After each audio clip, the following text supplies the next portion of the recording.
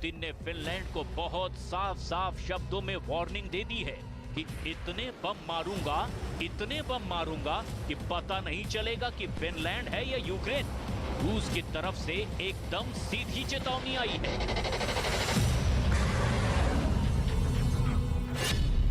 रूस ने कह दिया है कि वो फिनलैंड में नेटो की सेना को नहीं देखना चाहते, ना ही वो वहां कोई हथियार, रडार या मिसाइल सिस्टम तैनात करने देगा। और अगर ऐसा हुआ तो फिनलैंड का वही हाल होगा जो यूक्रेन के बखमुत का किया जा रहा है।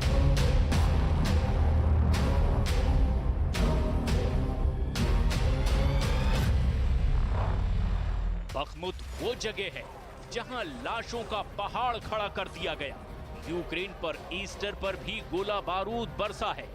रूस की फौज बखमुत के बीचों बीच पहुंच चुकी है।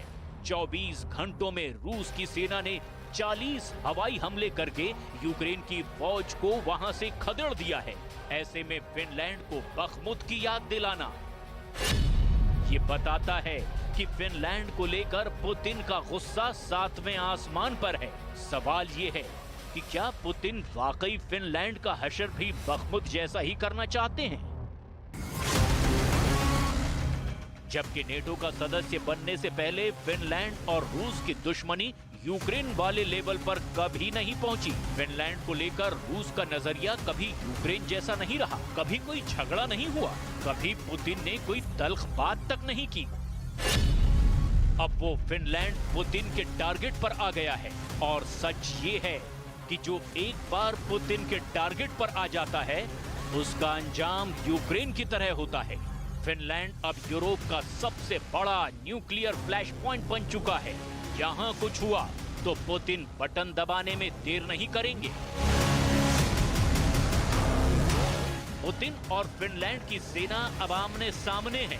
नेटो का सदस्य बनने के साथ ही फिनलैंड ने पुतिन को हमले की दावत दे दी है। हालांकि पिछले कुछ सालों से फिनलैंड का रूस को लेकर रवैया अड़ियल रहा है और ये बात आप उसकी 2 बहुत ही बड़ी डिफेंस डील के जरिए समझ सकते हैं।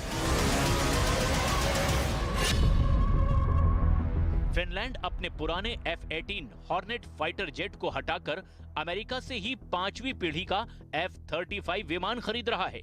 इस डील के टारगेट पर सिर्फ और सिर्फ रूस है।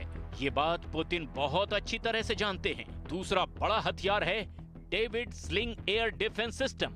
इजराइल से खरीदे जा रहे इस सिस्टम की रेंज 250 किलोमीटर है।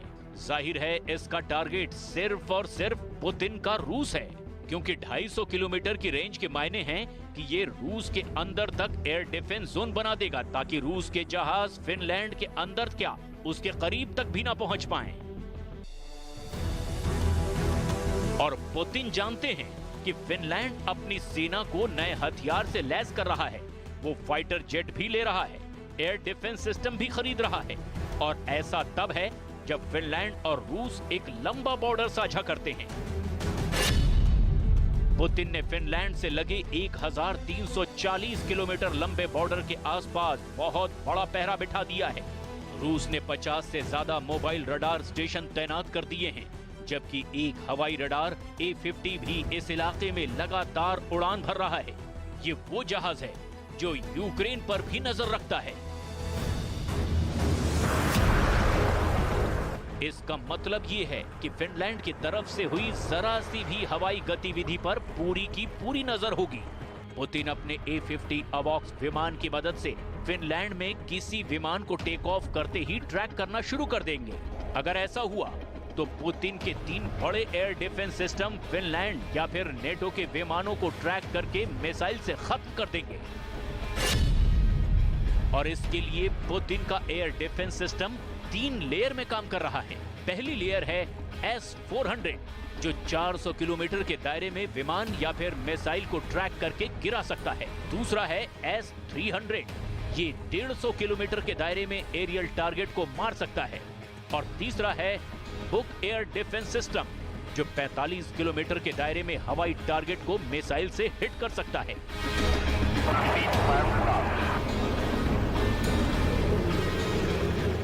रूस के एयर डिफेंस की तोड़ के लिए फिनलैंड ने भी तैयारी की हुई है। फिनलैंड अमेरिका से 5वीं पीढ़ी का फाइटर जेट F-35 खरीद रहा है। ये वो विमान है जो रडार की पकड़ में नहीं आता, लेकिन रूस के रडार के सामने क्या ये फाइटर जेट छुपने में कामयाब रहेगा?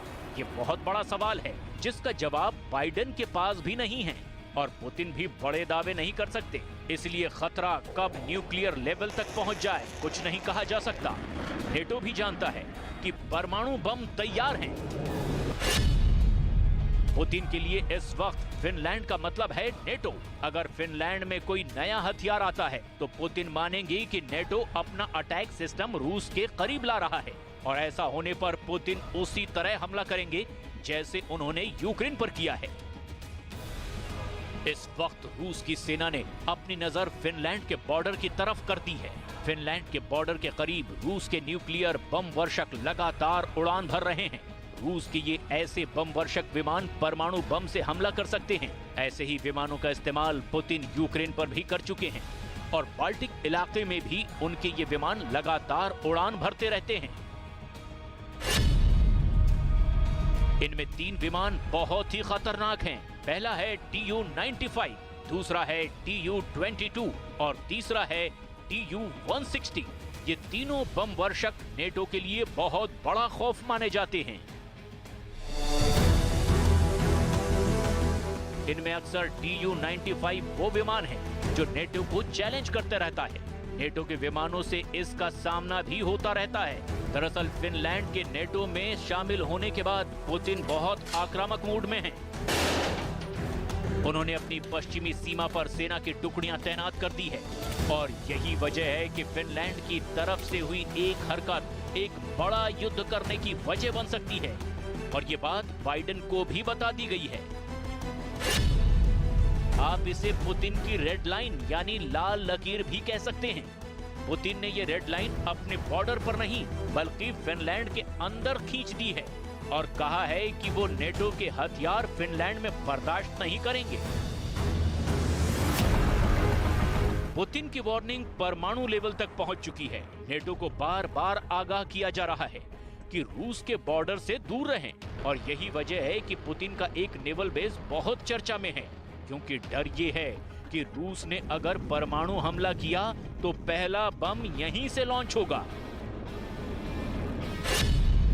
फेडरेशन ऑफ अमेरिकन साइंटिस्ट की एक हालिया रिपोर्ट बताती है कि फिनलैंड के पास मौजूद कोला प्रायद्वीप में रूस ने पनडुब्बियों पर तैनात 350 परमाणु बम लगा दिए हैं।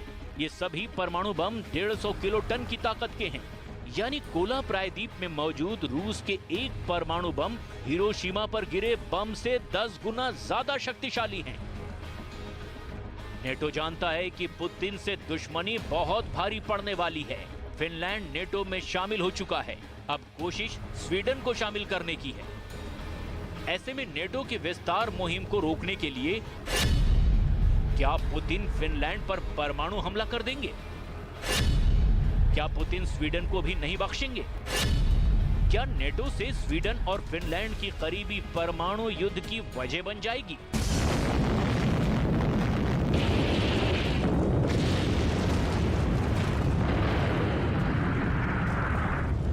इस वक्त परमाणु युद्ध को लेकर यही सबसे बड़ा डर है, जिसे रूस की एक बहुत बड़ी वार्निंग ने फिर से एक्टिव कर दिया है। किसी भी हालात में परमाणु डिप्लॉयमेंट का मतलब है कि पुतिन अपनी सबसे खतरनाक मिसाइलों को एक्टिव कर देंगे। पुतिन का परमाणु तहखाना कैलिनिनग्राद और बाल्टिक सागर में भी खुल जाएगा। पश्चिमी मीडिया में लगातार चर्चा हो रही है कि फिनलैंड की नेटो में एंट्री से पुतिन और यूरोप के बीच तनाव चरम सीमा पर पहुंच गया है। नेटो और रूस की बरसों पुरानी दुश्मनी का सबसे नया एपिसेंटर अब फिनलैंड बन चुका है और पुतिन पीछे हटने को राजी नहीं है। एक तरफ से फिनलैंड यूरोप के लिए खूनी दरवाजा बन चुका है, जिसमें दूसरी तरफ पुतिन परमाणु बम लेकर तैयार खड़े हैं, जबकि बाइडेन नेटो का लगातार विस्तार करते जा रहे हैं, ये जानते हुए कि इसका अंजाम परमाणु युद्ध हो सकता है और पुतिन इसके लिए पूरी तरह तैयार बैठे हुए हैं। पुतिन की पनडुब्बी से दागी जाने वाली बुलावा मिसाइल खतरनाक है। इसकी रेंज 8000 किलोमीटर से भी ज्यादा है। ये बोरे क्लास की एक पनडुब्बी से दागी जाती है।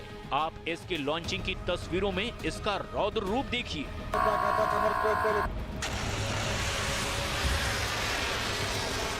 बुलावा को लॉन्च करने का बटन दबेगा तो देखिए रूसी पनडुब्बी में कैसी हरकत होगी।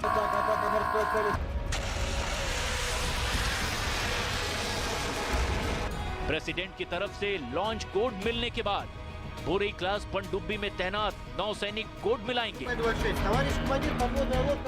सबमरीन कमांडर से तस्दीक की जाएगी और फिर दबाया जाएगा परमाणु अटैक का बटन।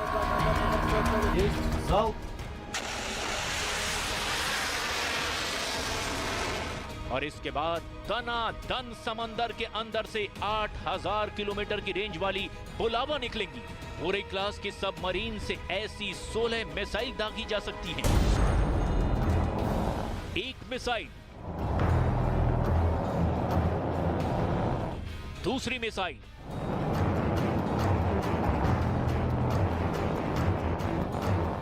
तीसरी मिसाइल भी लॉन्च होगी।